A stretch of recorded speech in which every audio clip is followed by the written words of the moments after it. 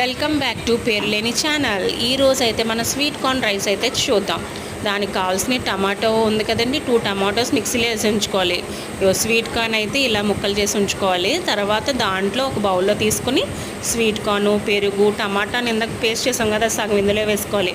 ఉప్పు, కారం, పసుపు అన్నీ వేసేసి ఒక సైడ్ పెట్టేసుకోవాలి.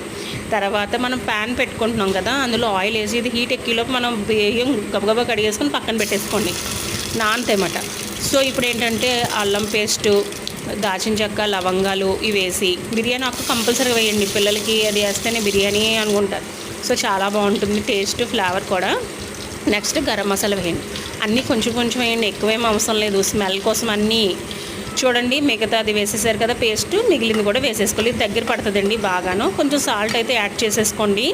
ఇది వర్కింగ్ ఉమెన్స్కి, ఇంట్లో కొంచెం వర్క్ ఎక్కువ ఉన్న వాళ్ళకి గబగబా పెట్టాలనుకోండి, ఇది బాగా యూజ్ అవుతుంది.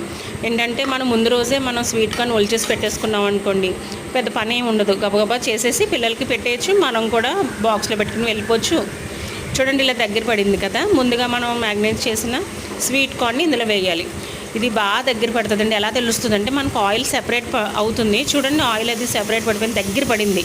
ఇప్పుడు మనమైతే ఏం చేయాలంటే వాటర్ వేసుకోవాలి. 3 గ్లాస్ వాటర్ వేసుకోవాలి. నేను 1.5 గ్లాస్ బియ్యం తీసుకున్నాను కాబట్టి.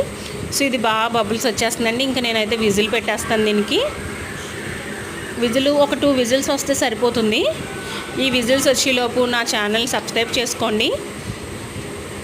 నేను ఆన్లైన్లో యాంటిక్ జ్యువెలరీ కూడా సేల్ చేస్తాను. సో మీకు ఏదైనా ఇంట్రెస్ట్ ఉంటే నాకు కమెంట్ చేయండి, నేను నా ఫోన్ నెంబర్ అయితే షేర్ చేస్తాను. చూడండి విజిల్ అయితే పెట్టుకున్నాను, 2 విజిల్స్ అయితే సరిపోతుంది.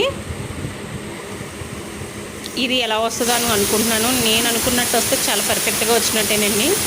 చూద్దాం.